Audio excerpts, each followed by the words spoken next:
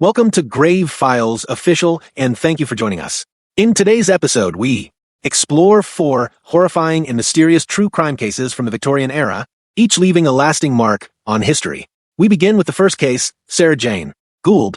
In the middle decades of the 19th century, life in the rural districts of northern New York moved at a measured and predictable pace.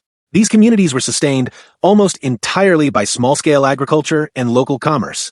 Families depended on grain cultivation, dairy production, and seasonal labor, while village economies revolved around mills, general stores, taverns, and the slow movement of goods along regional routes. In places like these, order was not enforced primarily by formal authority or distant institutions. Instead, it rested on shared expectations, quiet, persistent rules understood by everyone who lived there. A person was considered respectable if he or she worked steadily, attended church, behaved with restraint, and lived according to standards accepted by both household and community. Reputation was not abstract. It carried real consequences.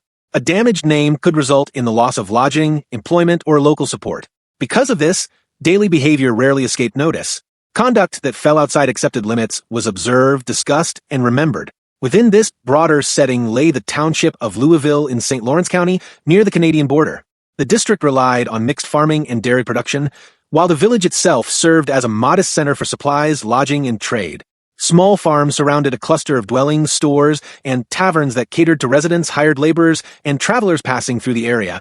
Life followed a steady rhythm shaped by this environment. Farm and trade labor occupied the daylight hours.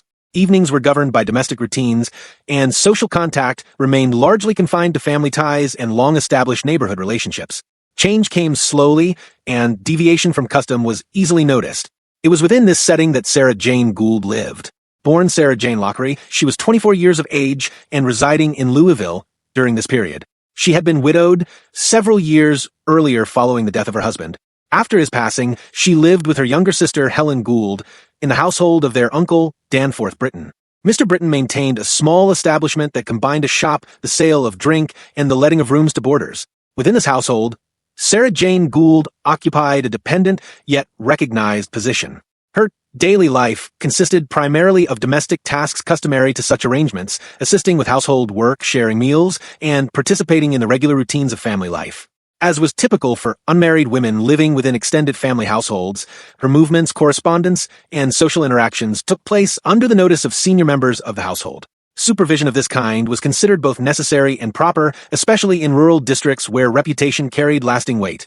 At that time, widowhood imposed clear social and material limitations upon women. Employment opportunities were largely restricted to domestic service or assistance within family households. Social standing depended heavily on continued residence under the supervision of male relatives or senior kin. Such protection provided lodging, maintenance, and regulation of daily conduct. Without it, a woman's position could quickly become uncertain.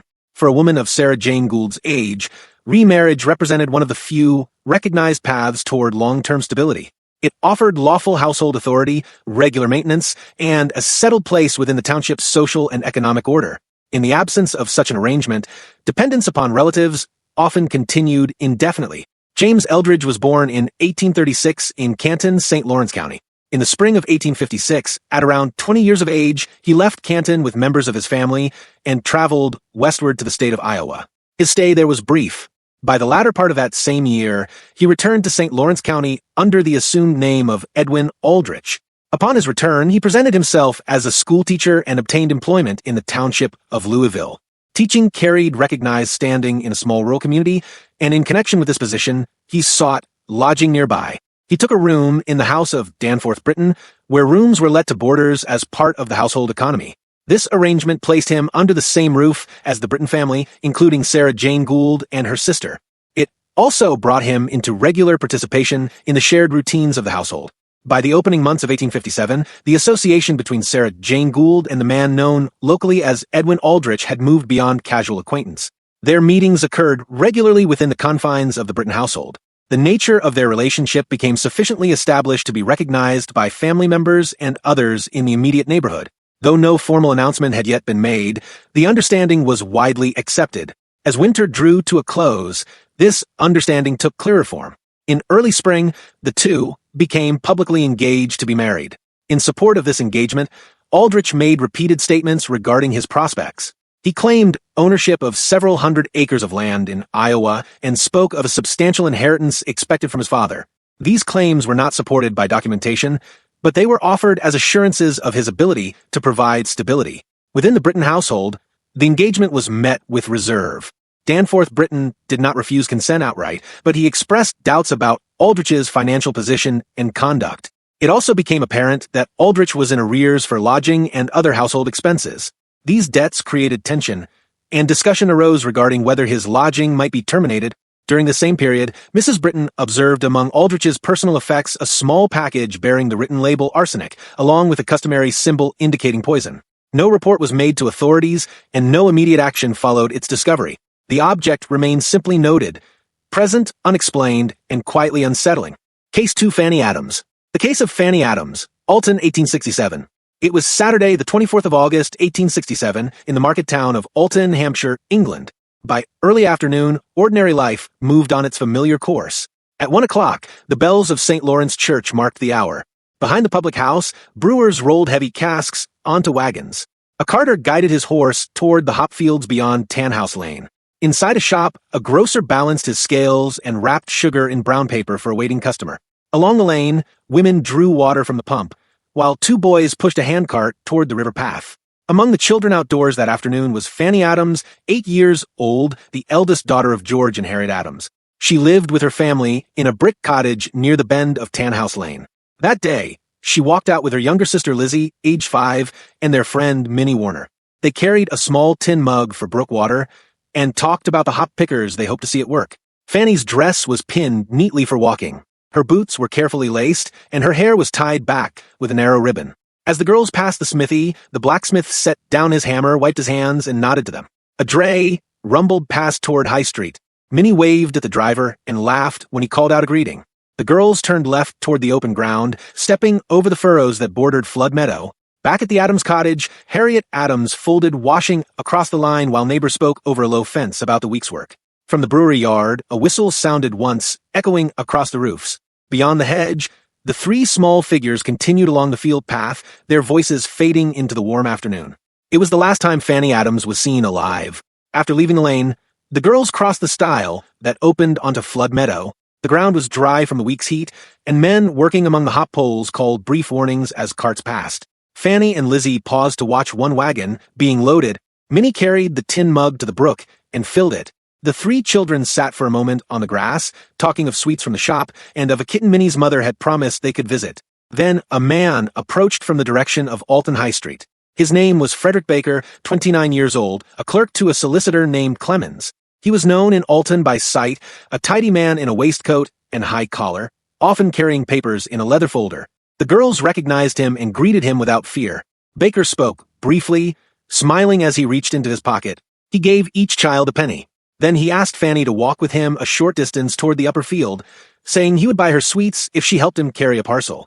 Minnie later recalled that Fanny hesitated, but then followed him, turning once to wave goodbye. Baker led her along the narrow path between the hedge and the hops. Lizzie and Minnie remained by the stile, counting their coins and tossing pebbles into the brook. When they looked again, Fanny and the man were gone from view. By mid-afternoon, Flood Meadow emptied. Workers left for the inns near High Street, and carts rattled back toward the brewery. Lizzie and Minnie waited, expecting Fanny to return. But when the church bell struck 3, they turned home. Near the corner where the lane widened, they met Mrs. Gardner, a neighbor. Lizzie told her that Fanny had gone away with a man from the office. Mrs. Gardner advised them to go straight home and tell their mother. At the Adams cottage, Harriet Adams was still folding linens when the children arrived. Lizzie repeated the story, holding out the penny she had been given. Harriet listened, looked toward the fields, and immediately crossed the yard to fetch Mrs. Warner.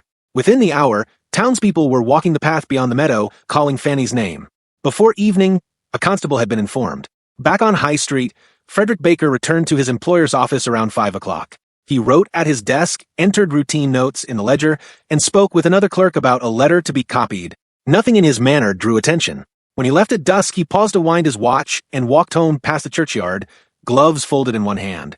Along Tanhouse Lane, lanterns were already being lit. Voices carried softly over hedges. Fanny, come home. Only the river answered. As darkness fell, the search widened. George Adams returned from the brewery, took a lantern, and joined the men moving toward Flood Meadow. Children were called indoors. Women stood in doorways, listening for news. The grass in the meadow stood high and still. Men spread out along the footpath, calling her name. A cap was found in the hedge, but it belonged to another child. Others waded into the shallow river, sweeping lantern light across reeds and stones. Nothing appeared. By 8 o'clock, the constable from Alton Station arrived, questioned witnesses, and sent word to his superior. The account was the same. Fanny Adams had walked away with a man in a waistcoat whom she appeared to know. Near 10 o'clock, Thomas Gates, a retired soldier, moved along the edge of the meadow with a lantern and a stick. In the thicket by the fence, the light fell upon a small, motionless figure. Gates knelt once, then called out for help. 2 men ran to him. One covered his mouth. Another turned away. Gates stood holding the lantern until his arm shook, then lowered it and put his hand over his face. No one spoke. The constable arrived and ordered the ground cleared. He spread his coat over the body and sent for Inspector Cheney. Women who arrived at the fence cried out and were held back. Lanterns were set along the hedge. Items were carefully lifted, wrapped, and set aside without comment. By midnight, the covered form was carried away toward the lane. At first light, on Sunday, the remains were brought under guard to the parish room beside St. Lawrence Church. Dr. Lewis Leslie conducted a quiet examination, recording each finding precisely. By mid-morning, the cause of death was entered as unlawful killing. Later that day, Frederick Baker was taken into custody. Upon searching him, constables found penknives in his daybook. An entry dated the 24th of August contained an admission relating to the death of a young girl. The wording was copied and sealed as evidence. The inquest opened on the 27th of August at the Lion Hotel. Witnesses spoke carefully. Minnie Warner described the man who gave them pennies. George Adams identified his daughter's ribbon. Inspector Cheney outlined the arrest. After deliberation, the jury returned a verdict of willful murder against Frederick Baker. The town of Alton absorbed the verdict in silence. In the weeks that followed, official reports were written, reviewed, and filed. The case was entered into the county record and stored away. Over time, daily life resumed its rhythm, though the memory lingered. Years later, Fanny Adams' name was still spoken quietly. Her grave in St. Lawrence churchyard was tended by neighbors. And though her name passed into language as an expression, its origin faded from common knowledge. But in Alton, the meadow remained. The brook still ran shallow and steady. And when the bells of St. Lawrence rang in the late afternoon, their sound carried over the fields, just as it had on that summer day in 1867. Case 3, Jesse King. The macabre story of Jesse King. Edinburgh, Scotland. Autumn rain had darkened the stone streets of Stockbridge, and the smell of coal hung low between the houses. On Cheney Street, near the corner shop, where bread was sold by the half-loaf, a young woman named Jetty King rented a single room with her companion Thomas Pearson. She was 27, a rest by habit, earning a few shillings a week from washing linen for families up the hill. Each morning, she set a kettle on the small iron stove and shook the water from a basin out the window. The street below was narrow. Children ran between carts. A vendor shouted the price of potatoes. Life went on with little notice. By afternoon, she took in small errands, a bundle of washing, a letter for a neighbor, sometimes a wrapped parcel passed hand to hand. No one asked questions. People in those rooms often kept to their own business. Pearson, a man in his 60s, mended umbrellas by the window and spoke little. Their rent was due every Friday. The landlord said they paid when they could. Inside the room held plain things, a kettle, a chair, a cradle lent by a neighbor. On the mantel stood a bottle of milk and another marked whiskey. A folded shawl lay over the cradle's edge. Neighbors said a child had been there some weeks before, though none had seen it lately. In August 1887, Jessie King began taking more than laundry. She met Elizabeth Campbell, a young mother looking for someone to keep her 5-month-old son, Walter. The arrangement was simple. £5 in advance, no questions asked. Jessie signed the paper, lifted the child, and wrapped him in a wool blanket. Walter's eyes were half closed, his thumb pressed to his mouth. From time to time, a faint sound came, a soft, rhythmic click as he sucked. Jessie carried him home to 21 Daleth Road, a narrow lodging with a small stove and a cradle near the wall. For several weeks, the neighbors heard those small night noises through the thin boards, the hiss of the kettle a single baby cry, then quiet. By October, the window stayed dark and no one asked further. By the end of that year, Jessie and her companion Thomas Pearson moved. They took rooms first at Baker's Land, then at Ann's Court in Cannon Mills. Their belongings were few: a kettle, an iron, a cradle tied with rope. Pearson mended umbrellas near the window. Jessie worked quietly at washing and ironing for houses up the hill. She used a different name at each address. Rent was paid in shillings, often a few days late. On April 4th, 1888, Jessie met another mother, Catherine White, at the gate of the poorhouse. Catherine carried a 1-year-old boy, named Alexander. He clung to her neck and babbled the first shapes of words, small sounds that meant nothing but filled the air. Catherine handed him over with care. Jessie took the child, adjusted his coat, and thanked her. On the way back to Anne's Court, she stopped at a shop for a bottle of milk. A neighbor later remembered seeing her pass, the boy's hand gripping her sleeve. After May, the cradle by her window was no longer there. In June 1888, Jessie and Pearson moved. Again, this time to Chain Street in Stockbridge. The room was smaller, the walls damp from the river air. She told the new landlord they had no children. In September, a lady's maid from Leith, Alice Tomlinson, came carrying a 6-week-old girl named Violet. The infant stirred in her blankets, one tiny fist opening and closing. Alice hesitated at the door, then placed the child in Jessie's arms along with a parcel of baby clothes. 2 pounds were exchanged. Jessie said she would do her best and closed the door. The light from the gas lamp touched the window once, then faded. No one saw the cradle again. By mid-1888, letters began to arrive for Jessie King. They came from Leith, from the outskirts of the city, and from the poorhouse clerk's office. The envelopes were written in different hands, but carried the same question. How was the child? None of them were answered. Catherine White checked the post each morning before going to work. She kept a folded receipt in her purse, the one Jessie had signed in pencil at the poorhouse gate. After several weeks without reply, she sent another note. When no answer came, she walked to Anne's Court herself. The room had new tenants. They said the woman named King had moved to Stockbridge. Catherine left without speaking further. In another part of the city, Elizabeth Campbell still kept a cradle in the corner of her room. It was covered by a shawl to keep off dust. She had written to the Dalkeith Road address and received the letter back. Mark gone away. A neighbor told her the couple had shifted rooms before winter. Elizabeth folded the envelope and put it in a drawer with the child's baptism slip. By September, Alice Tomlinson, now returned to service in Leith, also began asking after her daughter, Violet. She sent a short note to Mrs. King, Cheney Street, with her employer's address at the bottom. 2 weeks later, the letter came back unopened. The wax seal was still unbroken. She wrote a second time, then gave up. At Cheney Street, the shutters on Jessie King's window stayed closed. The laundry line was empty, and the neighbors saw her less often. When she went out, she carried a basket covered with cloth. She spoke little and came back after dark. The constable on the beat noted the address in his log one evening, then crossed it out the next week, when no complaint was made. By October, no letters were being sent. The mothers went back to their work, keeping the old receipts in drawers or pockets. Their questions had gone quiet.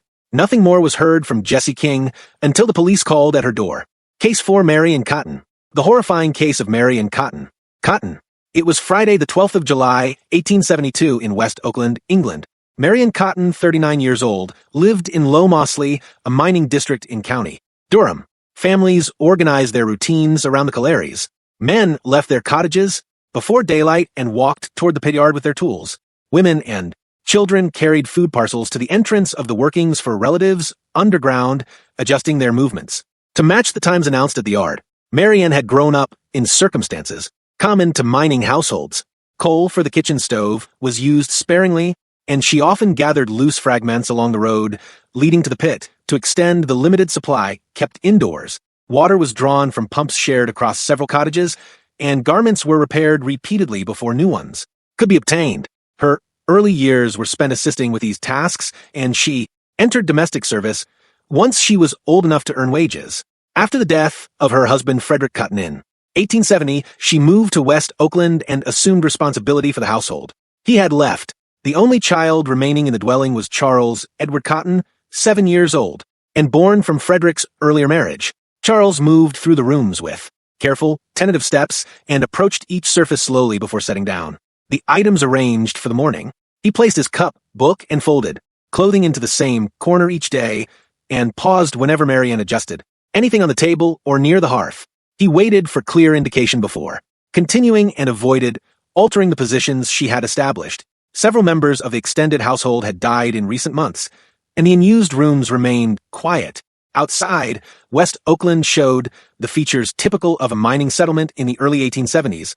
Men passed along the road with lamps, picks, and belts as they made their way toward the pit yard. Women and children crossed between cottages carrying mended clothing or jars prepared for relatives underground.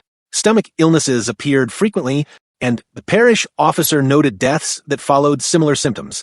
Local chemists supplied basic remedies commonly used in the district, including powders for fever and mixtures for digestive complaints. Alongside these preparations, they also sold arsenic compounds intended for controlling vermin. Purchasers signed their names in the poison register and stated the domestic purpose for which the substance would be kept before receiving the packet. From March to July 1872, the household in West Oakland managed its daily routine, with limited provisions following the death of Frederick Cotton. Meals consisted mainly of plain bread, potatoes, and oatmeal prepared as porridge or thin soup, together with tea, occasionally diluted with a small portion of milk to provide a filling drink for the child. With no wages entering the home, Marianne submitted formal notices to the parish office requesting relief. Each application was entered into the ledger, and the Clare noted the short intervals between her visits. As spring progressed, additional statements were carried to the parish. Replies sent by the Clare were acknowledged, and further documents were provided when earlier requests were declined. The officer examined each paper, placed it with the others in the parish file, and marked the dates in sequence. These entries formed the administrative record of her dealings with the district during that period.